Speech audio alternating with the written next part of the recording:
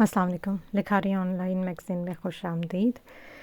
سرمئی رنگ آشنائے کے ایمن خان قسط نمبر 3۔ ماسٹریک پر رات گہری ہوئی تو اس چھوٹے اپارٹمنٹ میں بھی سارے کام وقت پر سمٹ گئے۔ ہر چیز جیسے اپنی اپنی جگہ پر آ گئی۔ وہ اپنی خوابگاہ میں رائٹنگ ٹیبل پر بیٹھے ہوئے شفاف کاغذات کے پلندوں پر کچھ لکھ رہے تھے۔ سیاہی سے بھرا ہوا ان کا قلم مسلسل شفاف کاغذ کی سطح پر حرکت کر رہا تھا۔ کمرے میں جولیا کے داخل ہوتے انہوں نے کاغذ فوری سے بند کر کے ایک فائل میں ڈالے تھے اور کتاب کھول کر یوں بیٹھ کے جیسے اس لمحے گہرے مطالعے میں مصروف ہوں۔ یہ آپ کی کافی۔ جولیا نے بھاپ اڑا دی۔ کافی کا مگ رائٹنگ ٹیبل پر رکھا تو ہینری مسکرا دیے۔ شکریہ جولیا۔ ویا سو گئی کیا؟ ان کا شکریہ ادا کرتے انہوں نے ویا کے متعلق پوچھا تھا۔ جی ابھی سلا کر آ رہی ہوں، جولیا نے بیڈ کی پائنتی پر بیٹھتے ہوئے کہا تھا۔ مجھے لگتا ہے جولیا اب ہمیں کہیں اور منتقل ہونا پڑے گا۔ ان کے لہجے میں خوف سا تھا یا جولیا کو ان کا لہجہ گھبرایا ہوا محسوس ہوا، وہ سمجھ نہیں پائی تھی۔ کیوں ہنری؟ ہمارا اتنا اچھا گھر ہے، آپ کی جاب ہے، پھر ہم کیوں کہیں اور منتقل ہوں گے؟ جولیا نے اب کی بار حیرت سے کہا تو ہنری نے ایک نظر ان کی جانب دیکھا۔ ہنری کو سمجھ میں نہیں آیا تھا کہ وہ جولیا کو کس طرح سمجھائے۔ تم نہیں سمجھ سکتی جولیا، سب کو جیسا نظر آ رہا ہے ویسا بالکل بھی نہیں ہے۔ ناک سے چشمہ اتار کر انہوں نے کھلی ہوئی کتاب پر رکھا تو جولیا بستر کی پائنتی سے اٹھ کر رائٹنگ ٹیبل کے نزدیک آ گئی۔ کیا چل رہا ہے ایسا جو میں نہیں جانتی؟ جولیا نے متجسس ہو کر پوچھا تو ہنری سر کرسی کی پشت سے ٹکا گئے۔ کبھی کبھی چیزیں بہت الجھی ہوتی ہیں جولیا، ان کے سرے کہیں کھو چکے ہوتے ہیں۔ الجھی ہوئی چیزوں کے کھوئے ہوئے سرے تلاش کرنا ایک انتہائی مشکل کام ہے۔ یوں سمجھ لو جو راز میں نے تمہیں ہماری شادی والے دن بتایا تھا اس راز کو کھولنے نہیں دینا ہے۔ چہرہ جولیا کی جانب اٹھا کر انہوں نے ایک ہاتھ سے اس کا ہاتھ تھپکا تھا۔ وہ ابھی بھی حیرت کا مجسمہ بنی وہیں کھڑی تھی۔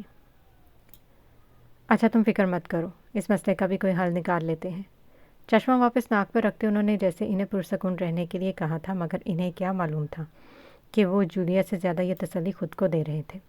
برسوں سے سینے میں دفن رازوں کے کھلنے کے خیال نے ہی ان کی روح تک میں بے چینی بھر دی تھی۔ انہیں ابھی ایک مقررہ وقت تک اس راز کی حفاظت کرنی تھی، اپنی جان سے بھی زیادہ حفاظت، ورنہ جو برسوں پہلے کسی اور کے خاندان کے ساتھ ہوا تھا وہ ان کے اپنے خاندان کے ساتھ بھی ہو سکتا تھا، اور یہی خیال ان کے روکتے کھڑے کر رہا تھا۔ گاڑی میں بیٹھتے ہی ہبرو انس پر بری طرح برسا تھا۔ دوپہر کے وقت ایمسٹرڈیم کی سڑکوں پر اچھا خاصا رش پڑ جاتا تھا۔ ہابرو کے اس رش سے سخت کوفت ہوتی، مگر چونکہ ہر گاڑی اپنے مقرر کردہ حدود میں رہتی تو وہ بھی اپنا امڑ آتا غصہ پی جاتا۔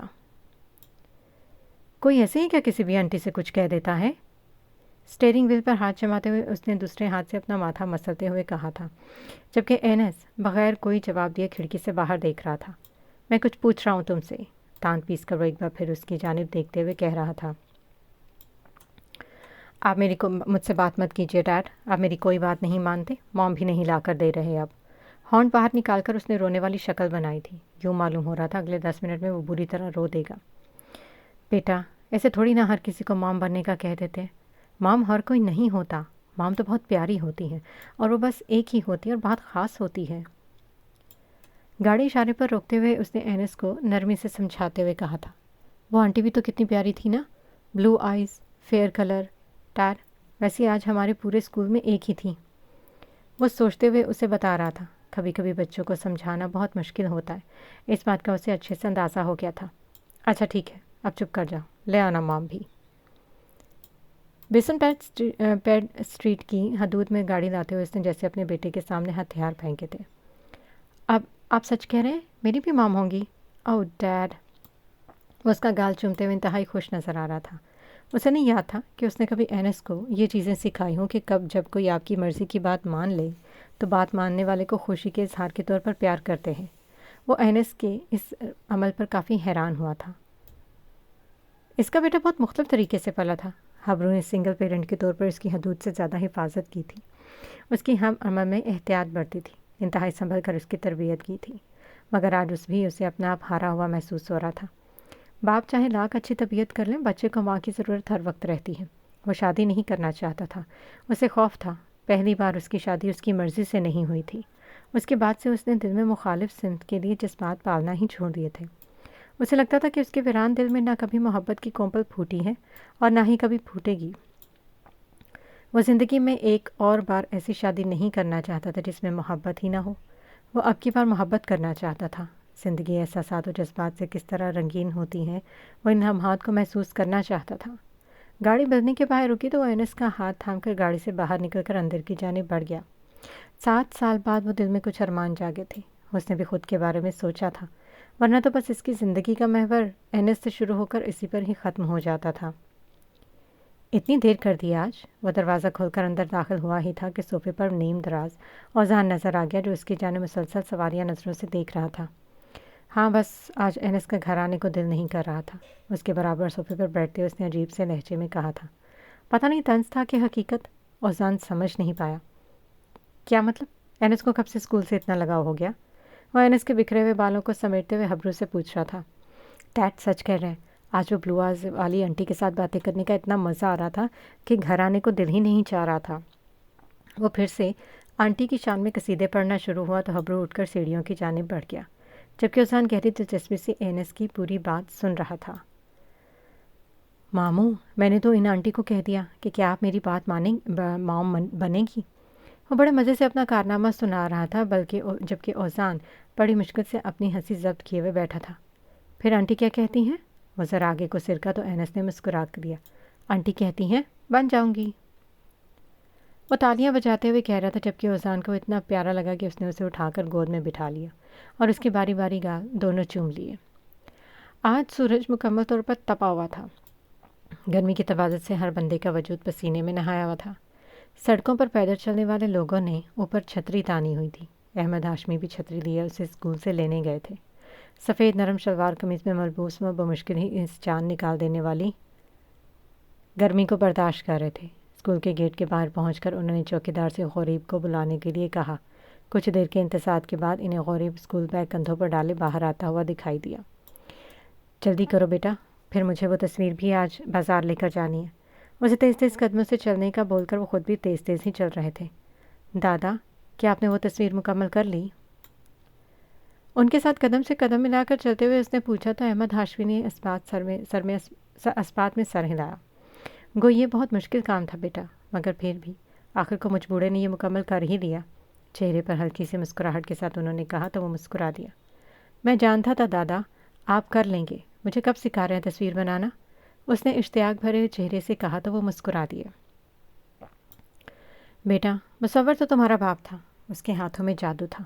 وہ برش تھام کر شفاف کاغذ پر چلاتا ہی تھا کہ کاغذ پر بکھری ہوئی آڑی ٹیڑھی ترچھی لکیریں بھی کیا شاندار تصویر کی شکل لے لیتی تھی۔ وہ جیسے کسی خواب میں کھوئے ہوئے بول رہے تھے۔ ان کے لب اپنے بیٹے کے ذکر پر خود بخود ہی مسکرا اٹھے تھے۔ میں کوشش کروں گا اپنے بابا کی طرح پینٹ برش تھام سکوں۔ گھر کے دروازے سے اندر داخل ہوتے اس نے کہا تو احمد ہاشمی اس بات میں سر ہلا گئے۔ اور مجھے یقین ہے کہ تم یہ کر لو گے، اس کا کندھا تھپ تھپاتے ہوئے انہوں نے کہا تو وہ اپنے کمرے کی جانب بڑھ گیا۔ تازہ دم ہو کر باہر نکلا تو احمد ہاشمی نے ڈائننگ میز پر اس کے لیے کھانا لگا دیا تھا۔ آج انہوں نے قیمہ بنایا تھا۔ بھنا ہوا قیمہ غریب کو بہت پسند تھا۔ تم کھانا کھا لو، میں بازار تک ہو کر آتا ہوں۔ انہوں نے کرسی چھوڑتے کہا تو اس نے فوراً سے پیشتر ان کا ہاتھ تھام لیا۔ میں آپ کے ساتھ چلوں گا دادا، مجھے دیکھنا ہے کہ میرے بابا کی بنائی گئی تصویر کو لوگ کس نظر سے دیکھتے ہیں۔ اس نے اسپاٹ تاثرات کے ساتھ کہا تو احمد ہاشمی نے حیرت سے اپنے پوتے کی جانب دیکھا۔ آج انہیں اپنا پوتا 8 سال کا نہیں لگا تھا۔ انہیں لگا تھا جیسے آج وہ بہت بڑا ہو چکا ہے، اتنا کہ زندگی میں ہونے والی ہر اچھی بری بات کو محسوس کرتا ہے۔ وہ نہ چاہتے ہوئے بھی اسے ساتھ لے جانے پر تیار ہو گئے تھے کیونکہ وہ جانتے تھے کہ وہ اب اپنے کہے سے کسی طور پر پیچھے نہیں ہٹے گا۔ شام کو دونوں دادا پوتا خاکی کاغذ میں لپٹی ہوئی تصویر کو لے کر بازار آئے تھے۔ تصویروں کی اتنی بڑی دکانیں شاید ہی کبھی اس نے اپنی زندگی میں دیکھی تھیں۔ احمد ہاشمی ایک ہاتھ میں تصویر جبکہ دوسرے ہاتھ سے اس کی انگلی تھامے ایک دکان میں داخل ہوئے۔ دکان کے چاروں جانب ایک سے بڑھ کر ایک شاہکار تصویر تھی۔ غریب کو نہ جانے کیوں وہ سب تصویریں بہت ہی معمولی سی لگی تھیں۔ شاید اس کے نزدیک پینٹنگ کا معیار کچھ اور تھا۔ مجھے یہ تصویر بیچنی ہے، احمد ہاشمی نے کاؤنٹر پر کھڑے ہوتے ہوئے سیلس مین سے کہا جو منہ میں پان بھرے انہیں کی جانب دیکھ رہا تھا۔ کون سی تصویر؟ اس نے لٹمار انداز میں ان سے کہا تو وہ محض صبر کے گھونٹ بھر کر رہ گئے۔ خاکی کاغذ میں لپٹی ہوئی اس تصویر کو شیشے کے کاؤنٹر پر سجا کر انہوں نے گویا اسے تصویر دکھائی تھی۔ تصویر دیکھ کر تو ایک لمحے کے لیے سیلس مین کی آنکھیں کھلی کی کھلی رہ گئی۔ اس نے ایک نظر اپنی دکان میں موجود تصویروں پر ڈالی مگر کوئی بھی تصویر اس معیار کی نہیں تھی۔ واو، بیوٹیفل! اعتراف سے ایک نسوانی آواز ابھری تو وہ تینوں اس کی جانب متوجہ ہو گئے۔ وہ کیا لڑکی تھی جو اشتیاق سے کاؤنٹر پر رکھی اس تصویر کو دیکھ رہی تھی۔ مجھے یہ تصویر چاہیے، وہ کہتے ہوئے ان کے نزدیک آ گئی۔ اور بی بی، یہ بہت مہنگی ہے، تم نہیں خرید کر سکتی۔ دکاندار ماتھے پر بل لیے فوراً بولا تو غریب کو غصہ آ گیا۔ دکاندار اپنے فائدے کے چکر میں تھا، اتنا تو وہ بھی سمجھ میں ہی آ گیا تھا۔ آپ خرید سکتی ہیں، یہ میرے بابا اور دادا انہوں نے مل کر بنائی ہے۔ غریب نے اس کے نزدیک جا کر کہا تو لڑکی شائستگی سے مسکرا دی۔ کتنے پیسے چاہیے آپ کو انکل اس تصویر کے؟ لڑکی اب احمد ہاشمی کی جانب متوجہ تھی جو گمسم کھڑے کبھی لڑکی اور کبھی غریب کو دیکھ رہے تھے، جبکہ دکاندار غریب کو کھا جانے والی نظروں سے گھور رہا تھا۔ بیٹا، اتنے پیسے جتنے میں اس تصویر پر کی گئی محنت کا حق ادا ہو جائے، انہوں نے نرمی سے کہا تو اس نے اپنے پرس سے چیک بک نکال کر تیزی سے اس پر قلم گھسیٹا۔ چند ہی لمحوں میں وہ چیک احمد ہاشمی کو تھما چکی تھی۔ چیک دیکھ کر وہ حیرت سے اس کی جانب دیکھ رہے تھے۔ 1 لاکھ کا چیک ان کے ہاتھ میں تھا۔ انہیں یقین ہی نہیں آ رہا تھا کہ اپنی محنت کا انہوں نے اتنا معاوضہ وصول کر لیا۔ میرے پاس اتنے ہی ہیں بس، وہ پیچارگی سے کہتے ہوئے تصویر تھام کر دکان سے باہر نکل گئی۔ اس دن غریب نے سیکھا تھا کہ وہ توکل کیا ہوتا ہے۔ یقین کی سیڑھی پر کھڑے ہو کر اس یقین کو پورا ہوتے دیکھ کر کیسا محسوس ہوتا ہے۔ اس روز اسے معلوم ہوا کہ اس کا باپ واقعی ہی کوئی معمولی مصور نہیں تھا۔ اصل ہیرے کی پہچان جوہری کو ہی بہتر ہوتی ہے، اور یہ بات وہ بہت اچھے سے سمجھ چکا تھا۔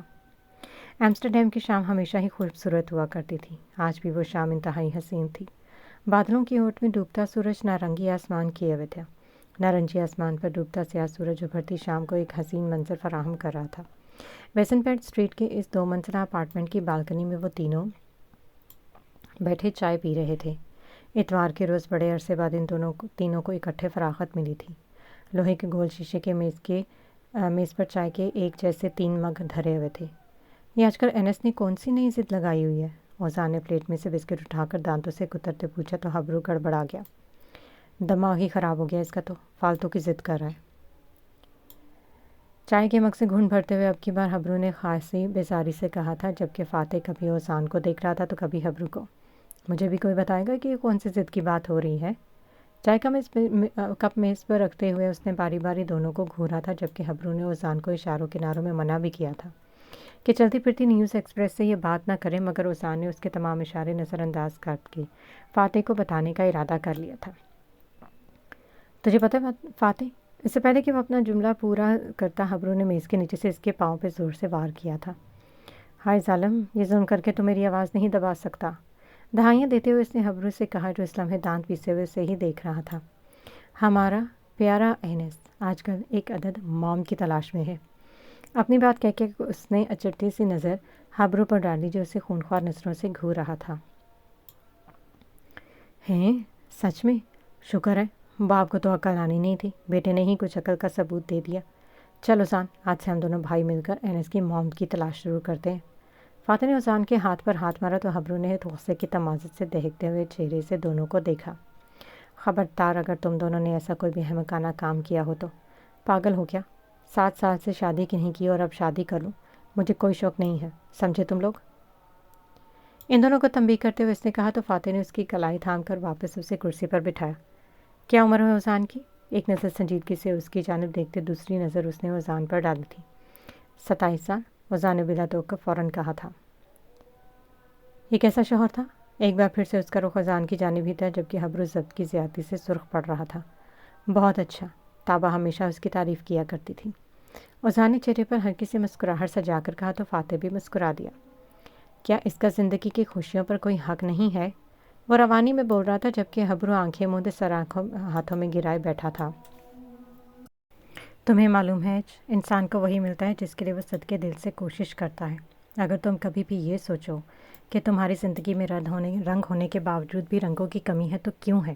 ہم تینوں میں سے سب سے پہلے تمہاری زندگی میں ایک عورت آئی تھی۔ کیا ہوا اگر وہ صرف 1 سال کے لیے تھی؟ تم نے محسوس کیا ہوگا کہ تم سب سے زیادہ خوش اس 1 سال میں ہی ہوئے ہوگے۔ کیوں؟ اگر میں غلط ہوں تو تم مجھے ٹوک کر میری درستگی کر سکتے ہو۔ فاتح نے اس کی جانب دیکھتے ہوئے انتہائی سنجیدگی سے کہا تو وہ خاموش ہو گیا۔ اس 1 سال میں تم نے بہت کچھ پایا ایچ، تم نے اینس پایا، خوشیاں پائی۔ کس کی وجہ سے؟ صرف اور صرف تابہ بھابھی کی وجہ سے۔ تم اپنا ناصحیح اینس کا تو سوچ لو۔ کیا تم چاہتے ہو کہ تمہارے بیٹے کی یہ محرومی اسے ایک نفسیاتی مریض کر دے؟ وہ بھی چھوٹا ہے، تم سے بچکانہ سوال کرتا ہے، اسے ماں کی ضرورت ہے، تمہیں بیوی کی ضرورت ہو یا نہ ہو، مگر اسے ایک ماں کی ضرورت ہے۔ کرسی سے اٹھتے ہوئے فاتح نے اپنی آخری بات کہی تھی۔ ہم انس کو لے کر باہر جا رہے ہیں، کچھ دیر میں آ جائیں گے۔ فاتح نے حسان کو اشارہ کیا تو وہ دونوں بالکنی سے نکل آئے۔ کیا تم اپنے بیٹے کے لیے اس محرومی کی وجہ سے ایک نفسیاتی مریض بنا دینا چاہتے ہو؟ فاتح جاتے جاتے اس کے لیے ایک انتہائی اہم سوال چھوڑ گیا تھا۔ گزشتہ دنوں سے انس کا رویہ اب اسے صحیح معنوں میں الجھا رہا تھا۔ اس کے دل میں عورت کے لیے جگہ کبھی بھی نہیں رہی تھی۔ تابا اس کی زندگی میں ایک مجبوری کے تحت شامل ہوئی تھی، مگر اس نے تابا کو سچے دل سے اپنی زندگی میں قبول کیا تھا۔ دکھتی کن پٹیوں کو دباتے اس نے اپنے دماغ میں چلتی مختلف سوچوں کو جھٹکنے کی کوشش کی تھی۔ رات میں موسم نے عجیب کروٹ لی تھی۔ پینوراما ٹاؤن میں موجود پینٹ ہاؤس سرد موسم میں مزید سرد ہوتا تھا۔ وہ سلائڈنگ ونڈو کے شیشے کھولے وہاں کھڑے سگریٹ پر سگریٹ پھونک رہے تھے۔ نگاہیں اس لمحے کسی غیر مرئی نقطے پر مرکوز تھی۔ خاموشی کے ارتکاز کو توڑنے والے فون کی آواز تھی۔ انہوں نے اسی حالت میں فون اٹھا کر کان سے لگایا تھا۔ واپس کب آ رہے ہو تم؟ دوسری جانب لاڈ سے پوچھا گیا تو ان کے چہرے پر بیزاری چھا گئی، مگر ابھی بیزاری دکھانے کا وقت نہیں آیا تھا، اس لیے انہیں اچھے سے ہی پیش آنا تھا۔ کیوں؟ تم مجھے مس کر رہی ہو کیا؟ لہجے میں شوق سمو کر انہوں نے کہا تو دوسری جانب سے مترنم کہا سنائی دیا۔ ظاہر ہے ہنی، ایک تو پہلے ہی ہمارا رشتہ ایسا ہے جیسا آج کل کے ٹین ایج بچوں کا ہوتا ہے، اوپر سے اب تم پوچھ رہے ہو کہ میں تمہیں مس کر رہی ہوں یا نہیں۔ وہ کچھ روٹی ہوئی معلوم ہو رہی تھی۔ کبھی کبھی عمر کے اس حصے میں ٹین ایج بچوں والے جذبات کی ضرورت ہوتی ہے، انسان کا دل زندہ ہونا چاہیے۔ فون کان سے لگائے وہ مکمل طور پر اس کی جانب متوجہ تھے۔ یہ سچ تھا کہ وہ اپنی زندگی کے بہترین اداکار تھے۔ تم اپنی بیٹی کو ہمارے بارے میں کب بتا رہے ہو؟ شوق انداز میں چلتی ہوئی گفتگو کی تان سنجیدگی سے کیے گئے ایک سوال پر ٹوٹی تھی۔ ان کی مسکراہٹ یکلخت میں سمٹی تھی۔ اتنی جلدی بھی کیا ہے؟ ویسے بھی میری بیٹی کو 2 سال کی بچی نے جسے تم نے اپنے ساتھ لبھانا ہے۔ مت بھولو کہ یہ ایک پیپر میرج ہے۔ وہ مقابل کو وقتاً فوقتاً اس کی حیثیت یاد کراتے رہے تھے۔ دوسری جانب سے چند لمحوں کی خاموشی کے بعد فون بند کر دیا گیا تھا۔ ادھ پیے ہوئے سگریٹ کو اپنے جوتوں تلے مسل کر وہ سلائڈنگ ونڈو بند کرتے ہوئے اندر آ گئے۔ ذہن مسلسل کچھ سوچ رہا تھا۔ وہ اسٹور سے ابھی لوٹی تھی۔ فلیٹ کا دروازہ کھولا ہی تھا کہ سامنے مارتھا کو نیم دراز ٹی وی دیکھتے ہوئے پایا۔ میز پر جھوٹے برتنوں کا ایک ڈھیر لگا ہوا تھا۔ بے ساختہ وہ بیسا کو جھرجھری آئی تھی۔ شولڈر بیگ صوفے پر پٹک کر اس نے ریموٹ اٹھا کر سب سے پہلی اونچی آواز میں لگا ہوا ٹی وی بند کیا۔ ٹی وی کے بند ہونے پر مارتھا کا سحر بھی ٹوٹ سا گیا تھا۔ یہ میرا گھر ہے مام، آپ کے شوہر کا، یا کوئی کلب نہیں جہاں آپ یہ طور اتوار اپنا کر رہیں۔ اور یہ آپ نے کیا کیا ہوا ہے میرے لاؤنج کا؟ سخت نفرت ہے مجھے گندگی سے۔ وہ تیزی سے ہاتھ چلاتے ہوئے ساتھ ساتھ انہیں صلواتیں بھی سنا رہی تھی، جبکہ مارتھا حیرت سے اپنی بیٹی کو دیکھ رہی تھی۔ مجھے تو لگتا ہے تمہیں مجھ سے ہی نفرت ہے، مارتھا نے منہ بناتے ہوئے کہا تو ایک لمحے کے لیے وہ بیسا کے ہاتھ چلتے رکے تھے۔ اس کے بعد وہ کام چھوڑ کر مارتھا کے سامنے آ کھڑی ہوئی تھی۔ صحیح لگتا ہے آپ کو بالکل، مجھے نفرت ہی تو ہے آپ سے، کیونکہ آپ میں محبت کرنے لائق ہے ہی کیا۔ اتنی سی تھی میں جب آپ مجھے میرے باپ کے حوالے کر کے کسی اور کے ساتھ چلی گئی تھی۔ ماں کسی بھی مذہب کی ہو، ماں ماں ہی ہوتی ہے، اولاد کو ہر وقت اس کی توجہ اور کیئر کی ضرورت رہتی ہے، مگر آپ تو نہ ایک اچھی بیوی تھی اور نہ ہی ایک اچھی ماں۔ ارے آپ تو ایک اچھی عورت بھی نہیں ہیں مسز مارتھا XYZ۔ اتنے شوہر بدل چکی ہیں آپ، جیسے لوگ کپڑے بدلتے ہیں ویسے آپ شوہر بدلتی ہیں۔ گھن آتی ہے مجھے آپ سے۔ اپنے کمرے کا دروازہ دھاڑ سے بند کرتے ہوئے وہ کہہ کر اندر چلی گئی تھی، جبکہ مارتھا وہیں کھڑی رہی۔ وہ بیسا کے الفاظ اسے پتھر کر گئے تھے۔ اس نے اپنے چہرے پر ہاتھ پھیرا۔ ان ہاتھوں کو اس نے اپنی آنکھوں کے سامنے کر کے ان سے آتے گھن کو محسوس کرنے کی کوشش کی تھی۔ وہ کبھی سمجھ ہی نہیں پائی تھی کہ وہ کیسی عورت ہے، مگر آج اسے بتا دیا گیا تھا کہ وہ کیسی عورت ہے۔ اس کی اپنی بیٹیوں سے ایک شفاف آئینہ دکھا کر گئی تھی۔ بند کمرے کے دروازے کے ساتھ لگ کر اس نے اپنے وجود میں ابھرتی تکلیف اور اذیت کو محسوس کرنے کی کوشش کی تھی۔ اسے آج اس بند کمرے میں گزشتہ روز ملے ہوئے بچے کا دکھ محسوس ہوا تھا۔ اس کی بھی تو ماں نہیں تھی، وہ اتنی بڑی ہو کر یوں تڑپ رہی ہے تو وہ تو پھر محض ایک چھوٹا سا بچہ تھا۔ اس کے آنسو آنکھوں کی گوشوں سے نکلتے ہوئے اس کے شفاف گلابی گال بھگو رہے تھے۔ بے دردی سے آنسو رگڑتے اس نے ایک فیصلہ کیا تھا۔ فیصلہ کیا تھا؟ کیوں تھا وہ نہیں جانتی تھی، مگر ایک نتیجے پر پہنچ چکی تھی۔ اپنی محرومی کا آنسر وہ کسی دوسرے میں نہیں دیکھنا چاہتی تھی۔ وہ معصوم بچہ آنکھوں میں امید اور چمک لیے سارے جہان سے پوچھ رہا تھا کہ کیا وہ میری موم بنے گی؟ وہ ایسا سوچ چکی تھی کہ جو محرومیاں اس نے کاٹی ہیں وہ اس بچے کو ان محرومیوں سے ضرور باہر نکالے گی۔ ہاں وہ اس کی مام بنے گی. اگر اس کی مام بننے کی شرط اس کے ڈیڈ سے شادی ہی ہے تو ہاں وہ اس کے ڈیڈ سے شادی بھی کر لے گی. وہ بچہ اس کے لیے انجان تھا مگر اس کی اذیت اور محرومی اس کے لیے بہت اپنی تھی. شاید وہ بھی اس بارے میں نہ سوچتی اگر گزشتہ روز سے وہ بچہ نہ ملا ہوتا. وہ نہیں جانتی تھی کہ اس بچے کا باپ اس معاملے میں کتنا سنجیدہ ہے مگر وہ ضرور سنجیدہ ہونے کے متعلق سوچ رہی تھی. اپنے بکھرے بالوں کو اس نے چہرے سے ہٹا کر گہری سانس بھری اور پھر زمین سے اٹھ کر واش روم کی جانب بڑھی. اسے اچھے سے معلوم تھا کہ انسان کو سب سے زیادہ اس کے رشتے توڑتے ہیں. آج موسم گدلا سا تھا. بادلوں نے شفاف آسمان کو ڈھکا ہوا تھا. لاہور میں موسم خوشنما تھا. ہرے پتے ہوا کی تیزی سے ہل رہے تھے. نہر کنارے لگے درخت لہلہا رہے تھے. ایسے میں وہ گاڑی دوڑاتا جا رہا تھا. تیز آندھی کے باعث مٹی اڑ اڑ کر اس کی گاڑی کا شیشہ دھندلا کر رہی تھی مگر آج وہ اپنی ہی دھن میں تھا. اس کی انگ انگ سے خوشی پھوٹ رہی تھی. چند منٹوں کی ڈرائیونگ کے بعد گاڑی ایک خستہ حال مکان کے سامنے روک دی گئی تھی. بارش کی ننھی ننھی بوندیں گاڑی کے شیشے پر پڑی تو وہ ان کی پرواہ کیے بغیر گاڑی سے باہر نکل آیا. تیزی سے مکان کا تالا کھول کر وہ اندر داخل ہوا تھا. اینٹوں کا فرش گرد و مٹی سے مکمل طور پر اٹا ہوا تھا. ہوا سے اڑ کر آئے ہوئے سوکھے پتے پورے فرش پر بکھرے ہوئے تھے. جو ہی اس نے پتوں کے دھرے ہوئے فرش پر قدم رکھا خاموش فضا میں پتوں کی چرچراہٹ پیدا ہوئی. صحن عبور کر کے وہ کمرے کے باہر جا ٹھہرا. کنڈی کے اوپر لگے ہوئے تالے کو اسی چابی سے کھول کر اس نے کمرے کا دروازہ کھولا. اندر مکمل طور پر اندھیرا تھا مگر سفید چادر سے ڈھکا ہوا کچھ سامان اس بات کا گواہ تھا کہ اس کمرے میں ضرور کچھ خاص ہوتا رہا ہے. اس کے چہرے پر ایک فتح بھری مسکراہٹ تھی. اس کا مقصد اب جا کر پورا ہوا تھا. اسے پینٹ کی جیبوں میں ہاتھ ڈال تو ایک تائرانہ نگاہ کمرے پر ڈالی اور پھر آگے کو ہو کر سفید کپڑے سے ڈھکی ان چیزوں کو سفید کپڑے کی قید سے آزاد کر دیا. جو ہی ان پر سے کپڑا ہٹا منظر مکمل طور پر واضح ہو گیا. چند پینٹنگ فریم تھے جن کے آخر میں ایچ.اے لکھا ہوا تھا. اس نے بڑی محنت سے یہ فریم حاصل کیے تھے.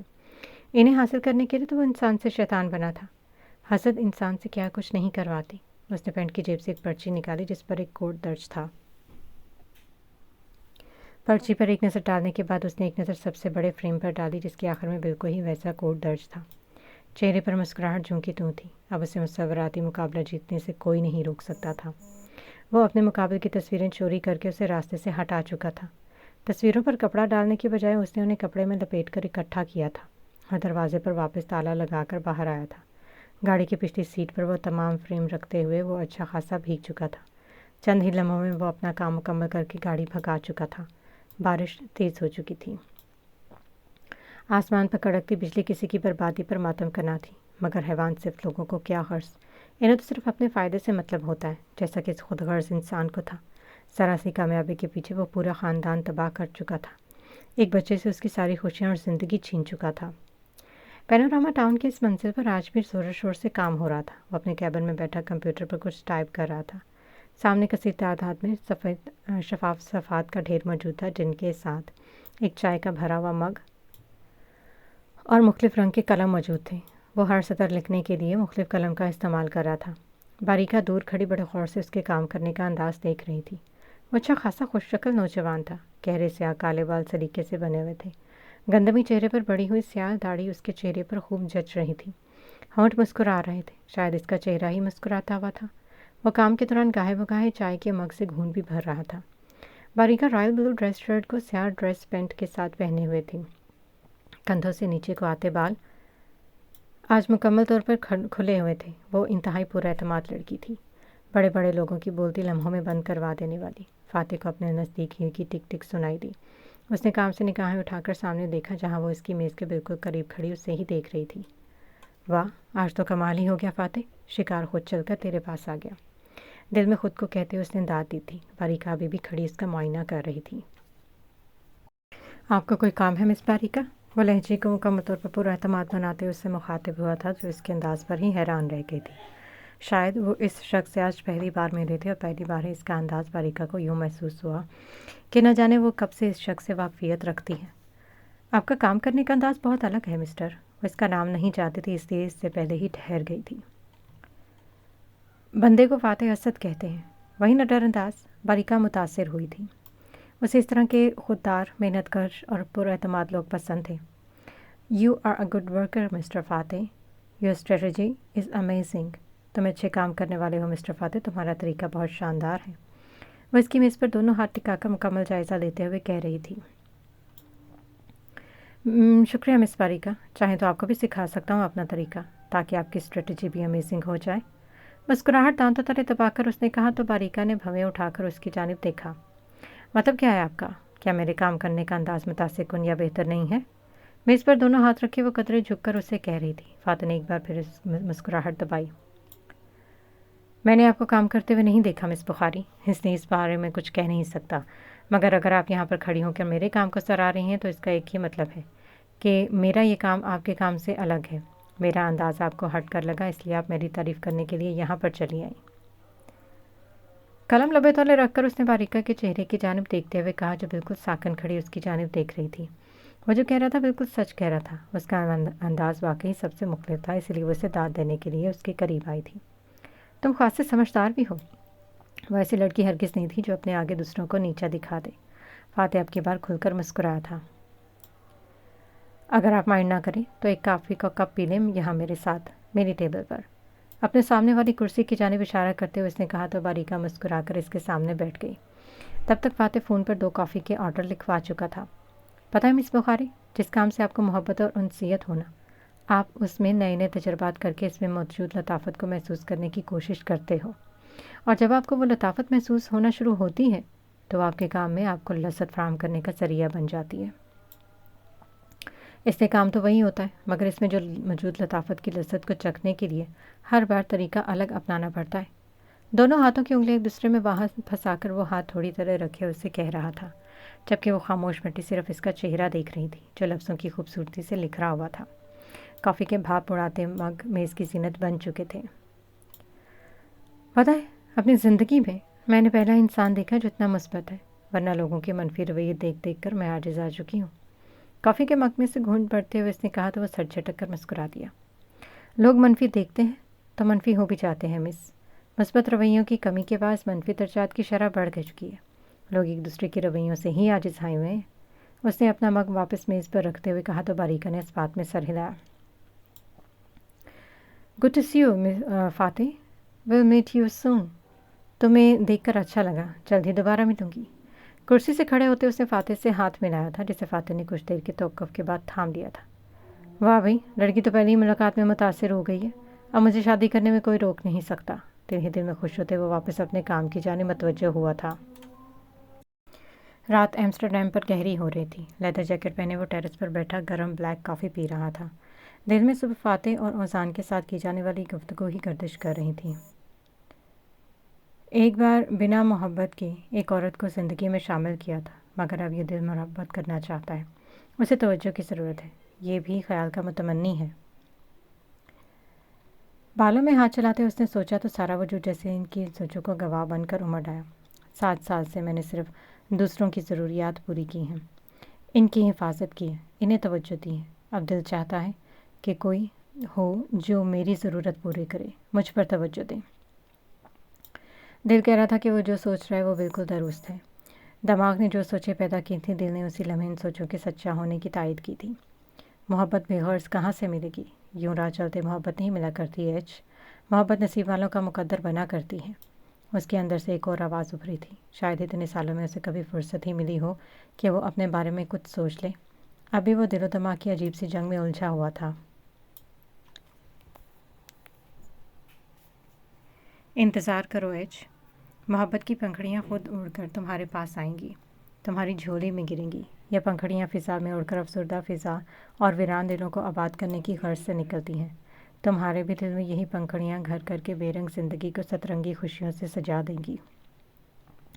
आंखें मूंदे हुए वो काफ़ी देर तक खुद से हम कलाम रहा। अभी उसकी आंख लगने कुछ देर ही बीती थी जब एनस ने उसका बाजू ज़ोर ज़ोर से हिलाया। हबरू एकदम हड़बड़ाकर जागा था। डैड, चलें भी, फेरी वाली कहानी तो सुना दे, मुझे नींद नहीं आ रही है। बेजार सी शक्ल बनाते हुए उसने कहा तो हबरू ने उसे घूर कर देखा। कोई तो लड़कियों वाला काम छोड़ दो, पिंक कलर तुम्हें पसंद है, फेरी वाली कहानियाँ तुमने सुननी है। इससे बेहतर था मेरे एक ही बार में 2 ट्विंस हो जाते। दांत पीसते हुए उसने कहा तो एनस ने चिढ़कर उसकी गोद में बैठ गया। डैड, मुझे ना फेरी वाली स्टोरीज इसलिए पसंद है क्योंकि वह वायलेंट नहीं होती हैं। उसकी बात पर हबरू ने हैरत से उसकी जानिब देखा। इनमें कोई किसी को मारता नहीं है, بلکہ بہت ہی سافٹ سٹوریز ہوتی ہیں، فل آف لو۔ اس کے سامنے دونوں ہاتھ پھیلائے ہوئے مسکراتے ہوئے کہہ رہا تھا، تمہیں پڑھا پوتا ہے لو کے بارے میں؟ اس کا ماتھا چومتے حبرو نے کہا تو انس کھلکھلا دیا۔ اوزان ماموں نے بتایا تھا کہ love is beautiful with full feeling. آنکھوں میں چمک لی اس نے کہا تو حبرو کو اوزان پر غصہ ہے کہ کیسی باتیں کر کے وہ انس کو خراب کرا۔ ویسے ڈیڈ آپ بتائیں واٹ از لو؟ اس کے سینے پر سر رکھتے انس نے کہا تو اس کے بالوں میں ہاتھ چلاتا چونک گیا۔ بیٹا یہ بچوں کے سمجھنے کی بات نہیں ہے، جاؤ جا کر سو جاؤ، کافی لیٹ ہو گیا۔ اس کا سر اپنے سینے سے الگ کرتے اس نے کہا تو انس نے گھور کر اس کی جانب دیکھا۔ اوزان ماموں نے کہا تھا کہ یہ کوئی بھی سمجھ سکتا ہے، اٹس ایزی ڈیڈ۔ وہ اوزان کی سکھائی ہوئی ساری باتیں حبرو سے کہہ رہا تھا۔ بتائیں نا، جب آپ میری موم لے کر آئیں گے تو کیا آپ ان سے لو کریں گے؟ میں تو ان سے بہت سارا لو کروں گا۔ ہاتھوں کا بہت سارا کھول کر اس نے کہا تو حبرو خاموش ہو گیا۔ شاید اس کے پاس انس کی بات کا کوئی جواب نہیں تھا۔ بیٹا ماموں نے ٹھیک بتایا کہ لو ایک بیوٹیفل فیلنگ ہے، مگر یہ فیلنگ تبھی خوبصورت لگتی ہے جب یہ گہری ہوتی ہے، مینس پیور، جیسے کہ میری آپ کے لیے پیور فیلنگس ہیں، کیونکہ میں آپ کا ڈیڈ ہوں اور آپ میرے بیٹے۔ جاؤ آپ سو جاؤ، صبح اسکول بھی جانا ہے۔ اس کی پیشانی پر بوسہ لے کر اس نے انس کو اس کے کمرے میں بھیجا تھا اور خود بیسمنٹ میں آ گیا جہاں موجود چیزیں اس کی توجہ کی منتظر تھیں۔ محبت خوبصورت ہے، مجھے یہ معلوم ہے۔ محبت پرکشش ہے، مجھے یہ معلوم ہے۔ محبت خود پرست ہے، مجھے یہ معلوم ہے۔ محبت جنوں پر مبنی ہے، مجھے معلوم ہے۔ محبت ہرا دیتی ہے، مجھے یہ معلوم ہے۔ انا جیت جاتی ہے، مجھے یہ معلوم ہے۔ انسان ہار جاتا ہے، مجھے یہ معلوم ہے۔ رات کافی دیر سے وہ اسٹور سے واپس آیا تھا تو منزل اپارٹمنٹ کی تمام بتیاں مدھم کر دی گئی تھیں۔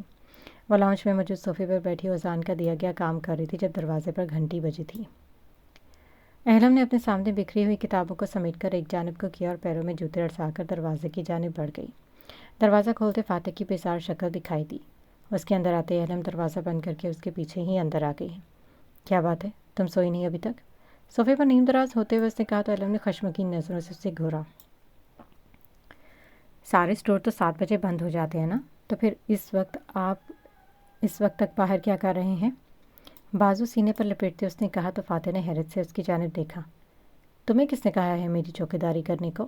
آنکھیں پھیلا کر وہ اہلم کی جانب دیکھتے ہوئے کہہ رہا تھا جبکہ اہلم ہنوز اسی حالت میں کھڑی تھی۔ سچ سچ بتائیں بھائی، کن چکروں میں ہیں آپ؟ اوپر سے نیچے تک اس کا جائزہ لیتے اس نے کہا تو فاتح نے اپنی مسکراہٹ دبائی۔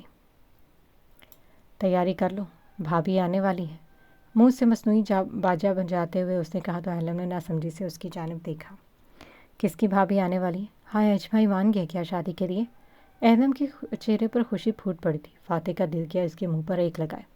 او پرستان کی نقلی شہزادی، کبھی اجمائی سے باہر بھی آ جایا کرو، میں اپنی بات کر رہا ہوں، اس پینٹر کی نہیں۔ منہ بناتے ہوئے اس نے کہا تو اہلم نے اس کے کندھے پر افسوس سے ہاتھ رکھا۔ لگتا ہے منگنی ٹوٹنے کا کچھ زیادہ ہی صدمہ لگ گیا آپ کو۔ کوئی نہیں بھائی، ہوتا رہتا ہے۔ آپ یہ مان لیں کہ کسی لڑکی نے آپ کو گھاس بھی نہیں ڈالنی۔ اپنی بات کہہ کر اس نے فوری دوڑ لگائی تھی۔ مبادفات اس کے پیچھے آ کر اس کا حشر نہ بگاڑ دے۔ تم مجھ سے بچو نکمی بے وفا بہن، وہ غصے سے کہتے ہوئے اس کے پیچھے دوڑا تھا جب تک وہ سیڑھیاں عبور کر کے اپنے کمرے کا دروازہ بند کر چکی تھی۔ کوئی بھی فاتح اسد کو سیریس نہیں لیتا ہے، مٹھیاں بھیجتے ہوئے اس نے کہا اور اپنے کمرے کی جانب بڑھ گیا۔ وہ رف سے کاغذ پر مسلسل کل جمع کرانے والا تبصرہ لکھ رہی تھی۔ وہ بار بار تبصرہ لکھتی اور پھر اسے مٹا دیتی۔ ایک نئے کاغذ پر اس نے پھر سے لکھنا شروع کیا کہ پاس پڑا اس کا فون بج اٹھا۔ اسکرین پر اسٹیسی کا نام جگمگا رہا تھا۔ مارتھا کل ہی اس کے گھر سے چلی گئی تھی۔ ہاں بولو اسٹیسی، فون کان سے لگا کر اس نے گردن اور کندھوں کے درمیان پھنساتے ہوئے کہا۔ تمہیں پتہ وہ ویسا ایک آرٹ ایگزیبیشن لگ رہی ہے پینوراما ٹاؤن میں، وہاں جو بھی آرٹسٹ اپنی تصویروں کی نمائش کرے گا وہ خود بھی وہاں پر موجود ہوگا۔ یہ ایک چیریٹی فنکشن ہے۔ سننے میں آیا کہ اچھے کی بھی 7 تصویریں وہاں ڈسپلے ہو رہی ہیں۔ اسٹیسی کی دی گئی خبر نے جیسے اس کا کب سے غارت موڈ بحال کیا تھا۔ ٹکٹ کتنے کا ہے؟ ساری باتوں کو بالائے طاق رکھ کر اس کے ذہن میں صرف یہی خیال آیا تھا۔ ٹکٹ 20 یورو ہے، تم جانا چاہتی ہو کیا؟ اسٹیسی جانتی تھی کہ وہ ویسا اس ایگزیبیشن میں ضرور جائے گی۔ آف کورس، ایچ اے کی کوئی پینٹنگ اور وہ ویسا نہ جائے، ہو ہی نہیں سکتا۔ تم ٹکٹ خرید لو، میں مل کر تمہیں 20 یورو دے دوں گی۔ اس نے آنکھیں بند کرتے کہا تو اسٹیسی نے چند باتیں کر کے فون بند کر دیا۔ اس کے وجود میں عجیب سی سرشاری پھیلی تھی۔ وہ ابھی یہ نہیں جانتی تھی کہ ایگزیبیشن میں اس کی ملاقات اس سے سب سے بڑے خواب سے روبرو ہو جائے گی۔ حیرت کی بات یہ تھی کہ اس پر وہ صرف ایگزیبیشن دیکھنے جا رہی تھی۔ اسے تجسس تھا کہ ایچے کی تصویروں کے مقابلے میں اور کس مصور کی تصویریں آتی ہیں۔ پورے کمرے میں اندھیرا پھیلا ہوا تھا۔ وہ صوفے پر آرام دہ انداز میں بیٹھے ہوئے تھے، آنکھیں بند کیے وہ کسی اور ہی جہان میں تھیں۔ ان کی آنکھوں کے سامنے وہ رات آج بھی پوری طرح تازہ تھی جب وہ دونوں آمنے سامنے بیٹھے ہوئے تھے۔ ان کے بھی شیشے کی میز پر سفید کاغذ دھرے ہوئے تھے۔ میں نے دستخط کر دیے ہیں، سامنے بیٹھے ہوئے شخص نے قلم کاغذ کے کونے پر گھسیٹتے کہا تو ان کے لبوں پر دل فریب مسکراہٹ چمکی۔ پیسے تمہارے اکاؤنٹ میں پہنچ جائیں گے، کاغذ اپنی جانب سرکاتے انہوں نے کہا تو مقابلہ آرام دہ انداز میں بیٹھ گیا۔ تمہیں یہ اتنی پسند آ گئی تھی کہ تم اس کے منہ مانگے پیسے دینے پر مجبور ہو گئے؟ سامنے بیٹھے ہوئے شخص نے چہرے پر زمانے بھر کی حیرت سموتے کہا تو وہ مسکرا دیے۔ حسین مسکراہٹ ان کے چہرے پر نمودار ہوئی تھی۔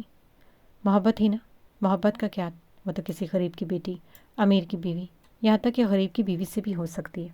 سمجھنا تم ایک غریب انسان تھے، مجھے تمہاری بیوی سے محبت ہو گئی، اور تمہیں معلوم ہے نا کہ غریب کی وفاداری اور محبت خریدنا ہمیشہ سے امیر کے لیے آسان ہدف رہا ہے۔